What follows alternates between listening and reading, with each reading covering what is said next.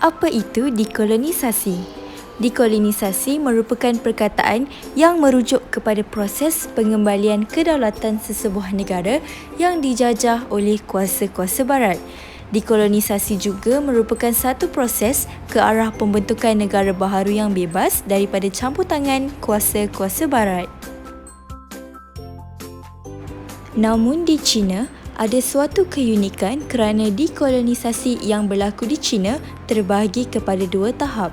Tahap yang pertama bermatlamat untuk menggulingkan kerajaan Manchu yang lemah, manakala tahap kedua melibatkan perang saudara antara Parti Komunis China dan Kuomintang kerana perbezaan ideologi yang akhirnya membawa kepada pembentukan Kerajaan Republik Komunis China pada tahun 1949. Nasionalisme di China. Peringkat permulaan gerakan nasionalisme di China merupakan gerakan anti-Manchu. Usaha telah dijalankan oleh orang Cina untuk mengisytiharkan dinasti Manchu dengan menubuhkan beberapa pertubuhan. Pertubuhan ini meletakkan asas bagi kebangkitan semangat nasionalisme dalam kalangan orang Cina. Pada peringkat selanjutnya, gerakan nasionalisme bercorak anti-barat ekoran daripada campur tangan kuasa-kuasa barat di China. Kekalahan dalam Perang Candu Pertama telah membangkitkan kesedaran tentang keperluan menguatkan negara mereka. Sehubungan dengan itu, beberapa gerakan pemulihan dan pembaharuan telah dilancarkan untuk menguatkan China, namun menemui kegagalan. Perkembangan ini telah menyebabkan kemunculan Revolusi Cina 1911 dan berjaya menggulingkan Kerajaan Manchu serta kemunculan pemerintahan Republik di China.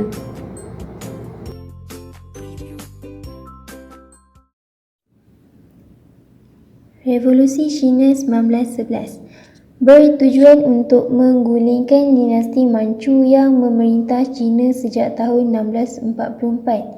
Orang Cina mengusahakan gerakan Islah dan gerakan pembaharuan Manchu untuk memulihkan kekuasaan Kerajaan Manchu yang dipercayai telah hilang mandat untuk memerintah negara. Usaha tersebut gagal untuk mengukuhkan kedudukan Kerajaan Manchu dan menyebabkan muncul gerakan revolusioner di bawah pimpinan Dr. Sun Yat-sen. Kerajaan berjaya ditumbangkan apabila Maharaja Huzun Tisung turun daripada takhta pada 12 Februari 1912. Di sini merupakan faktor-faktor tercetusnya Revolusi Cina. Antara faktornya ialah kelemahan Kerajaan Manchu, ketiadaan pemimpin yang cekap, sentimen anti-Manchu, masalah ekonomi, peranan Dr. Sun Yat-sen serta kesengsaraan sosial.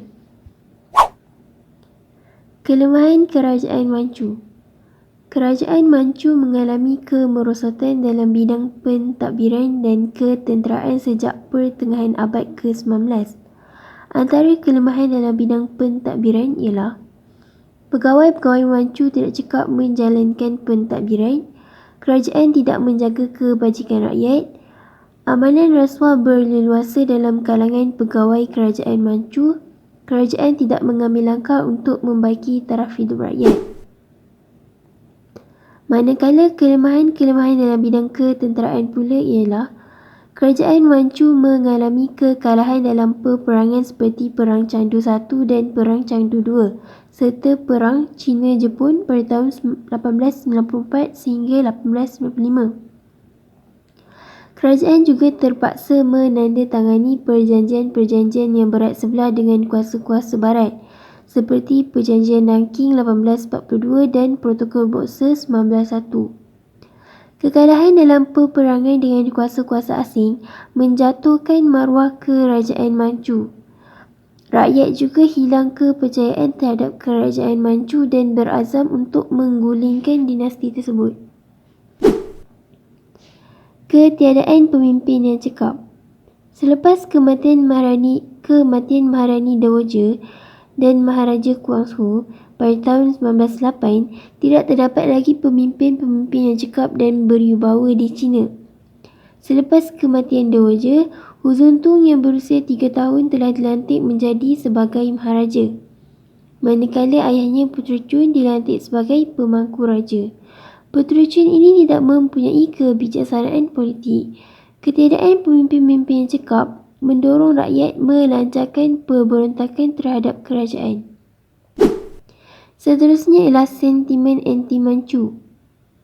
Sentimen anti-Manchu yang amat menyebar dalam kalangan orang Cina menyumbang kepada pencetusan Revolusi Cina 1911. Orang Cina melancarkan gerakan anti-Manchu untuk menggulingkan dinasti Manchu dan mengembalikan pemerintahan dinasti Ming. Gerakan ini dilancarkan oleh golongan yang masih setia dengan dinasti Ming. Sejak tahun 1644, orang Cina menubuhkan pakatan-pakatan sulit untuk melancarkan pemberontakan bagi menggulingkan dinasti Manchu. Antara pemberontakan anti-Manchu ialah pada tahun 1673 hingga 1681 berlakunya pemberontakan kongsi gelap Three Federals. Manakala pada tahun 1796 sehingga 1804 berlakunya pemberontakan Teratai Putih. Pada tahun 1890 hingga 1864 berlakunya pemberontakan Taiping. Kesengsaraan sosial. Antara tahun 1885 sehingga 1911, bilangan penduduk di China meningkat daripada 330 juta orang kepada 430 juta orang. Pertambahan pesat penduduk tidak seimbang dengan pertambahan dalam pengeluaran hasil pertanian. Perkembangan ini menyebabkan berlaku masalah kekurangan bekalan makanan dan kemerosotan taraf hidup rakyat. Tambahan pula, bencana alam seperti banjir dan kemarau yang berlaku antara 1910 sehingga 1911 telah menyebabkan ramai orang terkorban. Kesengsaraan sosial menimbulkan perasaan tidak puas hati dalam kalangan rakyat terhadap kerajaan Manchu. Seterusnya ialah masalah ekonomi. Kejadian banjir dan kemarau yang berlaku antara tahun 1910 sehingga 1911 menjejaskan pengeluaran hasil pertanian. Perkembangan ini menyebabkan berlaku kebuluran di wilayah-wilayah seperti Jiangsu, Shantung, Anhui, Zhejiang dan Hubei. Penduduk yang mengalami masalah kebuluran terlibat dalam pemberontakan terhadap kerajaan Manchu. Masalah ekonomi bertambah buruk apabila kerajaan Manchu mengenakan cukai yang tinggi bagi membiayai pembinaan landasan kereta api, pembelian senjata, membayar ganti rugi perang Cina-Jepun dan untuk menghadapi pemberontakan Boxer. Peranan Dr. Sun Yat-sen juga merupakan antara faktor berlakunya Revolusi Cina. Dr. Sun Yat-sen merupakan tokoh yang memainkan peranan penting dalam gerakan menentang kerajaan Manchu. Beliau dilahirkan pada 12 November 1866 di daerah Yanshan, Guangdong di China Selatan. Menerima pendidikan barat di Sekolah Mubalik Anglican dan Kolej Oahu di Honolulu, Hawaii. Pada tahun 1887, beliau melanjutkan pelajaran dalam bidang perubatan di Queen's College di Hong Kong. Setelah menamatkan pelajaran, beliau memulakan perkhidmatan dalam bidang perubatan di Macau dan seterusnya berpindah ke Canton. Semasa melanjutkan pelajaran di Hong Kong, beliau mula melibatkan diri dalam bidang politik. Berikut ialah antara sumbangan Dr. Sun Yat-sen dalam memimpin dan menggerakkan pergerakan revolusi di China. Antaranya ialah menubuhkan Pertubuhan Revolusioner. Pada tahun 1894, Dr. Sun Yat-sen menubuhkan sebuah pertubuhan revolusioner iaitu Hyangxing Hui di Honolulu, Hawaii. Matlamat utama pertubuhan tersebut adalah untuk menggulingkan kerajaan Manchu. Beliau mendapat sokongan daripada orang Cina di seberang laut untuk melancarkan pemberontakan. Pada tahun 1895, golongan revolusioner merancang untuk menawan dan menjadikan Canton sebagai ibu pejabat Hyangxing Hui. Apabila percubaan mereka gagal, Dr. Sun Yat-sen mendapatkan perlindungan di Jepun. Beliau telah menubuhkan cawangan Hising Chung Hui, Yokohama, Jepun. Seterusnya ialah menubuhkan Parti Revolusi. Beliau telah menubuhkan Parti Revolusi yang dikenali sebagai Tung Meng Hui di Tokyo pada tahun 1905. Tung Mei Hui merupakan gabungan Hising Chung Hui dengan dua buah persatuan revolusioner iaitu Hua Hising Hu dan Kung Fu Hui. Antara matlamat utama penubuhan Tung Mei Hui ialah menjatuhkan kerajaan Manchu, menubuhkan kerajaan Republik, menjadikan tanah-tanah sebagai hak kerajaan, menghapuskan penguasaan kuasa-kuasa asing di China. Cawangan-cawangan Tung Mei Hui telah ditubuhkan di Brussels, San Francisco, Singapura, Tanah Melayu dan Honolulu. Selain itu, ditubuhkan juga di bandar-bandar utama di China. Sumbangan seterusnya ialah pengaruh gerakan pembaharuan. Gerakan pembaharuan seperti Gerakan Islah pada tahun 1898 telah meletakkan asas bagi kebangkitan revolusi Cina pada tahun 1911. Semasa Gerakan Islah 1898, beberapa rancangan telah dilaksanakan oleh golongan reformis untuk menguatkan dan memajukan China. Idea yang dikemukakan oleh golongan reformis seperti Wang Tao pada tahun 1828 sehingga 1897 dan Ho Kai pada tahun 1858 sehingga 1917 telah memberi inspirasi kepada pemimpin Cina untuk melancarkan revolusi terhadap kerajaan Manchu. Dalam pada itu, pelbagai pembaharuan radikal yang dilancarkan oleh Maharaja Kuang Hu Su atas arahan Kang Yue meninggalkan kesan yang amat mendalam dalam kalangan pemimpin Cina. Perkembangan ini telah menyebabkan muncul Dr. Sun Yat-sen yang menjadi pelapor revolusi Cina pada tahun 1911. Seterusnya ialah peranan golongan pelajar. Pelajar-pelajar Cina yang mendapat pendidikan di luar negara turut memainkan peranan dalam kemunculan revolusi Cina. Menjelang pertengahan abad ke-19, kerajaan Manchu telah menghantar ramai pelajar ke luar negara. Pelajar-pelajar ini telah terdedah kepada ideologi barat seperti demokrasi, sosialisme, liberalisme dan kebebasan hak asasi manusia. Perubahan politik yang berlaku di luar negara turut memberi inspirasi kepada pelajar-pelajar untuk melancarkan revolusi Cina. Kejayaan revolusi Perancis dan penyatuan negara bangsa di Itali dan Jerman turut memberi dorongan kepada pelajar-pelajar untuk melancarkan revolusi. Kejayaan pembaharuan yang dilakukan oleh Maharaja Meiji turut memberi rangsangan. Seterusnya ialah kemajuan sistem perhubungan. Kemajuan sistem perhubungan seperti jalan kereta api, telegraf dan pos turut memainkan peranan dalam pencetusan revolusi Cina. Kemajuan dalam sistem perhubungan membantu idea revolusioner disebarkan dengan cepat, mengeratkan hubungan antara golongan nasionalis dan seterusnya memudahkan mereka melakukan perancangan revolusi. Pada masa yang sama, akhbar-akhbar tempatan turut memainkan peranan dalam penyebaran idea revolusioner. Sebagai contoh, akhbar Minpao yang menjadi lidah rasmi Tung Mei Hui dalam penyebaran idea-idea revolusioner. Di sini merupakan perjalanan revolusi Cina. Tentera revolusioner di bawah pimpinan Kolonel Li Yuanhong melancarkan pemberontakan untuk menggulingkan kerajaan Manchu dan menawan Hankou dan Hanyang pada bulan Oktober 1911 dan berjaya menawan Wuchang pada 10 Oktober. Seterusnya ialah menjelang awal bulan Disember 1911, wilayah-wilayah di bahagian selatan tengah dan barat daya dikuasai oleh tentera revolusioner dan telah menyebabkan kerajaan Manchu meminta bantuan Yuan Shikai untuk menumpaskan tentera revolusioner. Pada akhir bulan Oktober 1911, Yuan Shikai berjaya menawan semula Hankou dan Hanyang dan berjaya mengekalkan kedudukan kerajaan Manchu di bahagian timur laut China.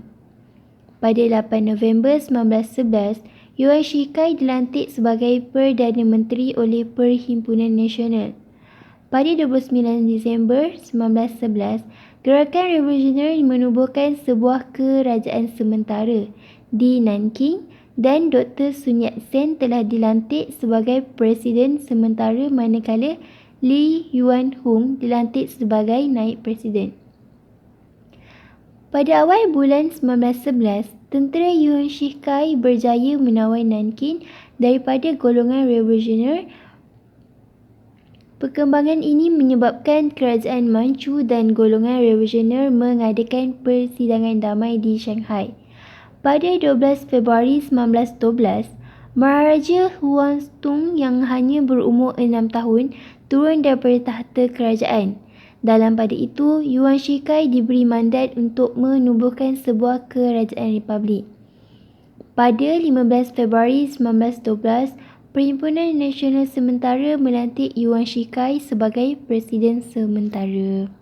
China telah berhadapan dengan pelbagai masalah semasa pemerintahan Yuan Shikai pada 1912 hingga 1925. Antaranya ialah konflik antara Yuan Shikai dengan Kuomintang.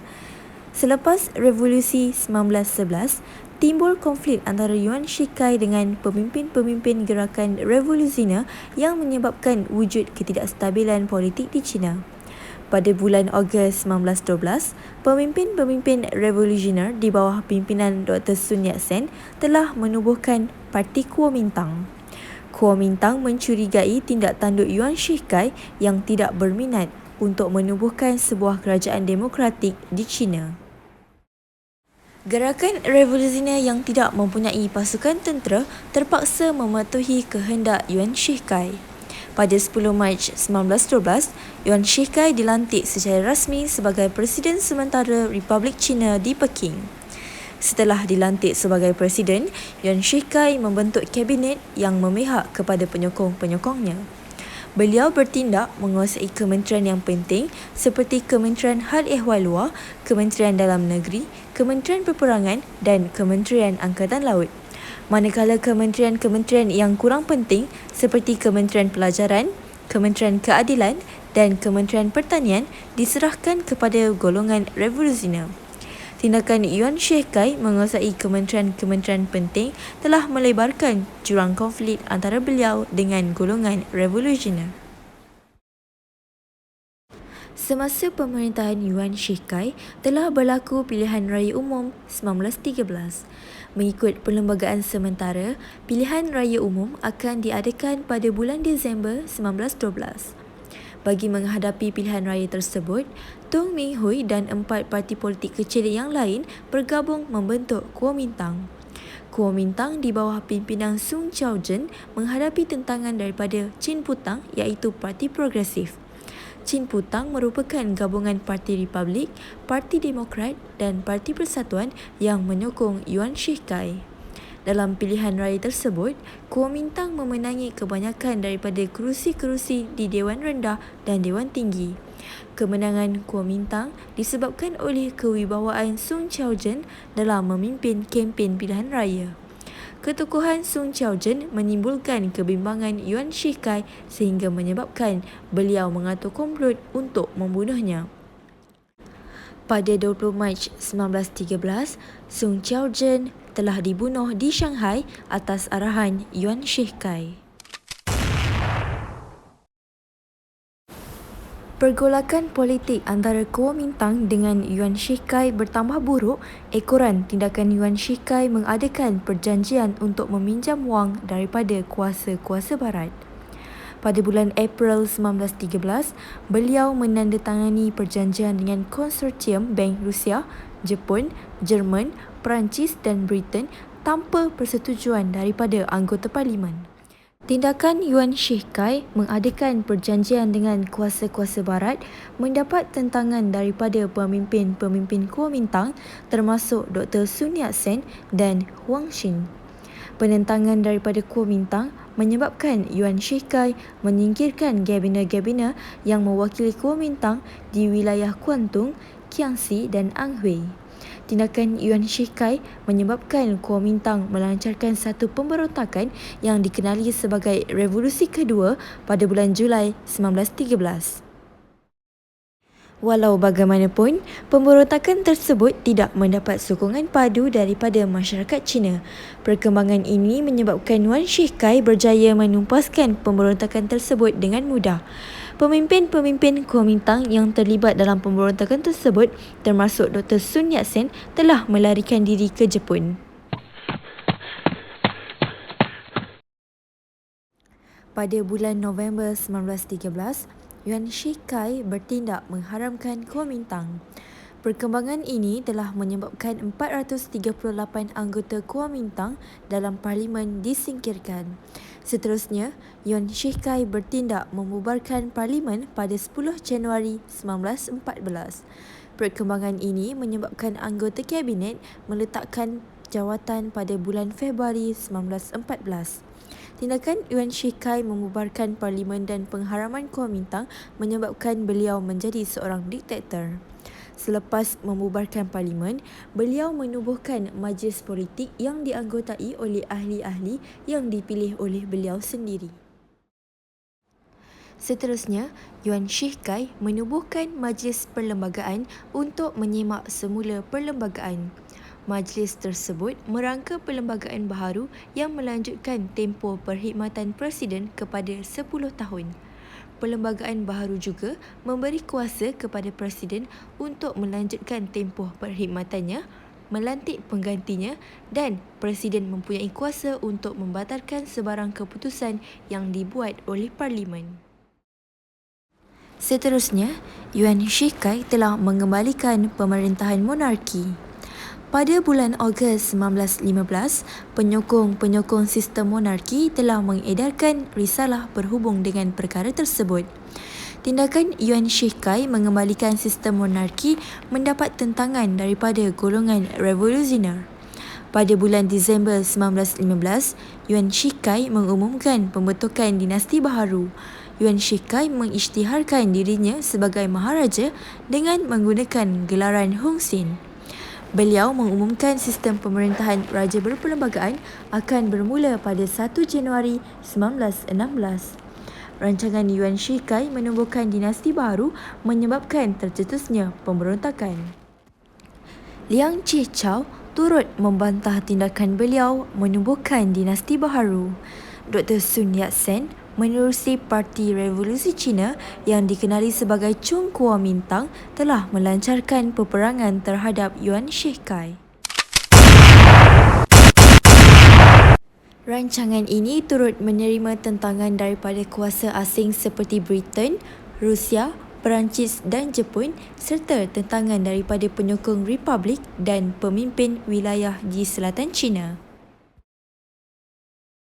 Pemberontakan yang berlaku di sebahagian besar China telah menyebabkan Yuan Shikai terpaksa membatalkan rancangannya. Kedudukan beliau semakin terancam apabila penyokong-penyokong seperti Guangdong, Zhejiang, Shanxi, Sichuan dan Hunan mengisytiharkan kemerdekaan di wilayah masing-masing. Pada bulan Mac 1916, Yuan Shikai terpaksa mengisytiharkan semula Kerajaan Republik. Tentangan yang hebat telah menyebabkan Yuan Shikai mengalami tekanan jiwa dan meninggal dunia pada 6 Jun 1916. Selepas kematian Yuan Shikai, keadaan politik China bertambah buruk apabila panglima-panglima perang bersaing antara satu sama lain untuk mengukuhkan kedudukan mereka. Gerakan 4 Mei 1917 hingga 1921. Gerakan 4 Mei merupakan demonstrasi yang dilancarkan oleh pelajar-pelajar di Universiti Peking pada 4 Mei 1919. Gerakan ini merupakan kebangkitan nasionalisme rakyat Cina terhadap kegiatan imperialisme yang ditekankan terhadap mereka. Gerakan ini merupakan sebahagian daripada gerakan intelektual yang berlaku antara tahun 1917 hingga 1923. Kemunculan gerakan 4 Mei disebabkan oleh perasaan tidak puas hati terhadap keputusan Perjanjian Versailles yang memihak kepada Jepun. Pada 4 Mei 1919, lebih kurang 5,000 orang yang terdiri daripada pensyarah dan mahasiswa Universiti Peking mengadakan demonstrasi membantah keputusan Perjanjian Versailles. Demonstrasi pelajar mendapat sokongan dan sambutan yang amat menggalakkan daripada rakyat Cina. Perkembangan ini telah menyebabkan rusuhan dan pemogokan diadakan di seluruh negara. Matlamat Gerakan 4 Mei. Yang pertama, pengembalian hak-hak Cina di Shantung. Faktor yang mengakibatkan kemunculan gerakan 4 Mei ialah Perjanjian Versailles yang telah memutuskan bahawa bekas hak-hak Jerman di Shantung diserahkan kepada Jepun. Semasa Perang Dunia Pertama, Jepun telah merampas konsesi-konsesi Jerman di Shantung. Perjanjian Versailles pada tahun 1919 telah menyerahkan hak-hak Jerman di Shantung kepada Jepun. Keputusan Perjanjian Versailles tersebut telah mengakibatkan satu demonstrasi massa oleh beberapa ribu orang pelajar di Peking pada 4 Mei 1919.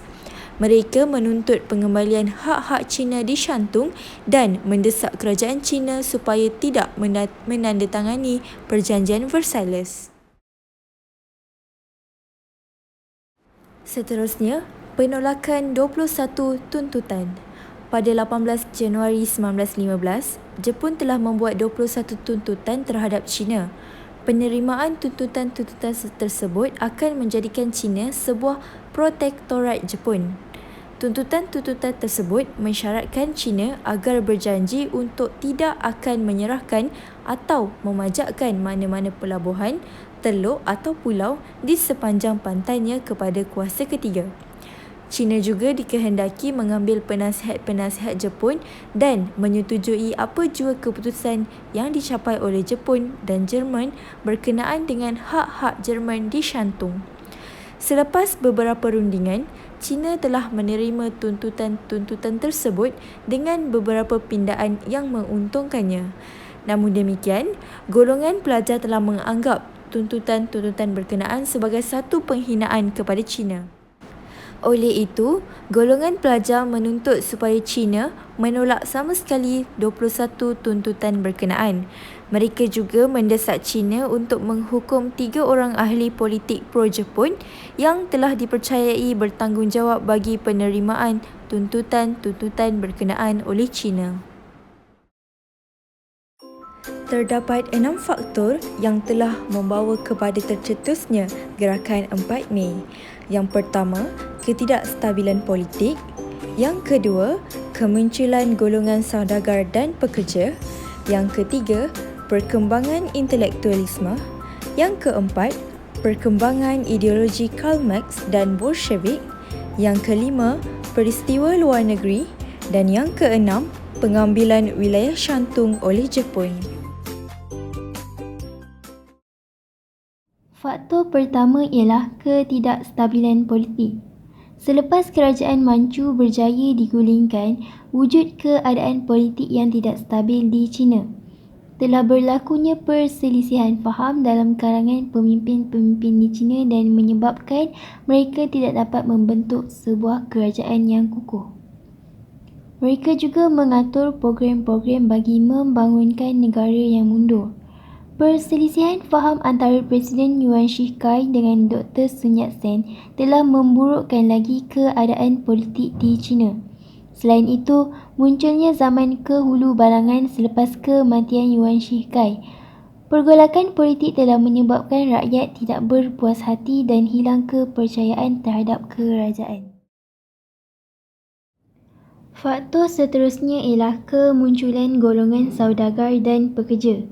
Semasa Perang Dunia Pertama, pada tahun 1914 hingga 1918, perusahaan besi dan keluli berkembang pesat di China. Pihak berikat memerlukan bekalan besi dan keluli serta kelengkapan perang. Perkembangan ini menyebabkan permintaan untuk bekalan besi dan keluli meningkat dan muncul golongan saudagar dan pekerja. Golongan saudagar dan pekerja tidak berpuas hati dengan pergolakan politik yang berlaku di China. Keadaan politik yang tidak stabil telah menjejaskan sumber pendapatan saudagar-saudagar dan golongan pekerja. Mereka juga tidak berpuas hati dengan amanan rasuah dan penyelewengan yang dilakukan oleh pegawai-pegawai kerajaan. Oleh yang demikian, golongan saudagar dan pekerja melibatkan diri dalam gerakan 4 Mei demi menjaga kepentingan ekonomi mereka. Selain itu, perkembangan intelektualisme juga merupakan faktor-faktor tercetusnya gerakan 4 Mei. Antara tahun 1903 hingga 1919, ramai pelajar-pelajar Cina yang menuntut di luar negara kembali ke tanah air. Pelajar-pelajar ini menyedari pelbagai kepincangan yang berlaku dalam negara. Mereka mula mengatur langkah untuk melakukan pembaharuan bagi membangunkan negara mereka. Antara pelajar yang memainkan peranan dalam kebangkitan intelektualisme di China adalah seperti jadual berikut.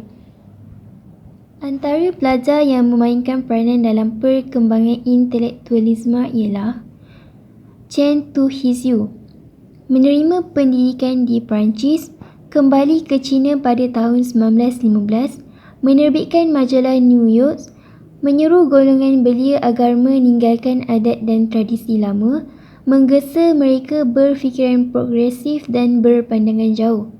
Pelajar yang seterusnya ialah Tsai Yuen-pei, merupakan seorang mahasiswa Perancis, kembali ke tanah air pada tahun 1916, berkhidmat sebagai Kansellor Universiti Peking, menjadikan Universiti Peking sebagai sebuah pusat pengajian tinggi yang bebas. Seterusnya, dia menyebarkan idea-idea barat kepada pelajar. Pelajar seterusnya ialah Hu Shi, merupakan seorang mahasiswa Amerika Syarikat, memberikan sumbangan dalam bidang bahasa, iaitu dengan memperkenalkan bahasa moden iaitu Mandarin. Faktor seterusnya yang menyebabkan berlakunya gerakan 4 Mei ialah peristiwa luar negeri. Peristiwa yang berlaku di negara asing turut memberi inspirasi kepada golongan nasionalis di China. Antara peristiwa penting yang memberikan kesan mendalam ialah Revolusi Bolshevik yang berlaku di Rusia pada tahun 1917. Kejayaan Revolusi Bolshevik menggulingkan kerajaan Tsar dan membentuk sebuah kerajaan yang moden, menjadi perangsang kepada golongan nasionalis di China. Seterusnya, revolusi sosial yang tercetus di Finland, Jerman, Australia dan Hungary turut mempengaruhi pencetusan gerakan 4 Mei. Pengambilan wilayah Shantung oleh Jepun juga merupakan antara faktor tercetusnya gerakan 4 Mei. Semasa Perang Dunia Pertama, Jepun bertindak menguasai wilayah Shantung daripada Jerman. Seterusnya, Jerman mendapatkan pasukan tenteranya bagi mengukuhkan kedudukan di wilayah tersebut. Perjanjian Versailles yang ditandatangani pada tahun 1919 memutuskan hak-hak Jerman di wilayah Shantung diserahkan kepada Jepun. Keputusan tersebut mendapat tentangan hebat daripada orang Cina sama ada di dalam atau luar negeri. Di samping itu, pelajar-pelajar Universiti Peking melancarkan demonstrasi besar-besaran di Peking pada 4 Mei 1911. Mereka menuntut agar hak-hak Cina di wilayah Shantung dikembalikan. Mereka juga mendesak supaya wakil-wakil kerajaan Cina tidak menandatangani Perjanjian Versailles. Seterusnya ialah kesan gerakan 4 Mei. Antara kesan gerakan 4 Mei ialah mempertahankan kedaulatan negara, melahirkan semangat kebangsaan, perkembangan fahaman komunis, melemahkan kedudukan Ulu Balang, mengukuhkan kedudukan Kuomintang dan kemunculan gerakan kebudayaan baharu. Mempertahankan kedaulatan negara. Gerakan 4 Mei yang dilancarkan oleh golongan pelajar adalah untuk mempertahankan kedaulatan China daripada pencerobohan kuasa asing. Ekoran daripada tekanan yang diberikan oleh golongan pelajar, kerajaan China membuat keputusan untuk menolak Perjanjian Versailles.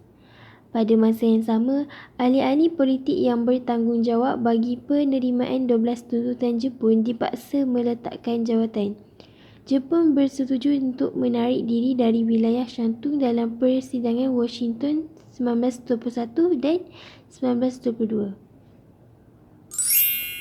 Kesan seterusnya ialah melahirkan semangat kebangsaan.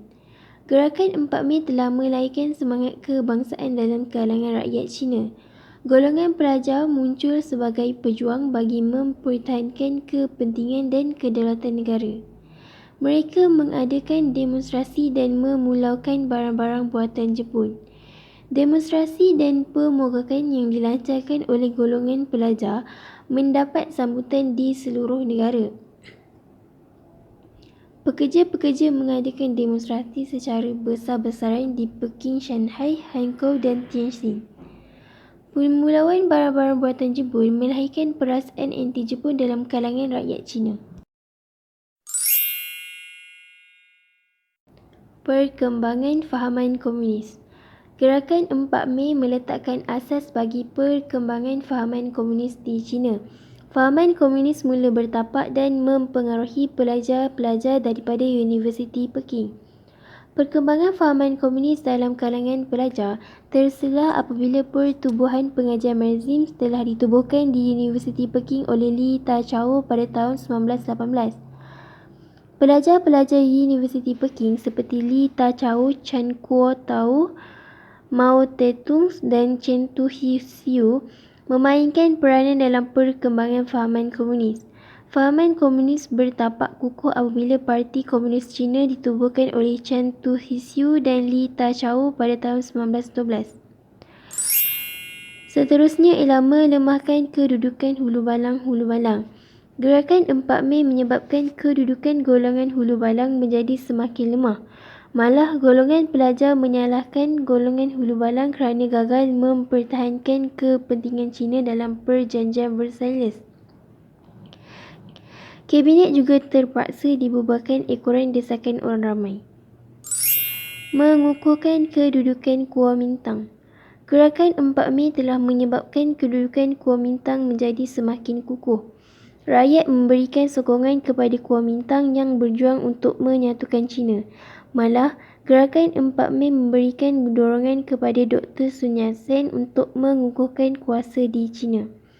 Kuomintang berjaya membentuk kerajaan baharu di Nanking pada tahun 1918. Kesan terakhir ialah kemunculan kebudayaan baharu. Gerakan 4 Mei meletakkan asas bagi kemunculan gerakan kebudayaan baharu di China. Surat khabar dan majalah memainkan peranan dalam pembinaan masyarakat Cina yang baharu. Antara majalah yang penting termasuklah Aliran Baharu New Tide, Pembidasan Mingguan Weekly Critic, Pemuda Baharu New Youth. Golongan intelektual seperti Chen Tu-hsiu mengkritik masyarakat tradisional Cina berteraskan ajaran Konfusius. Golongan ini menyokong pembinaan negara bangsa moden berteraskan sains dan ideal-ideal barat. Itu sahaja daripada kami. Terima kasih.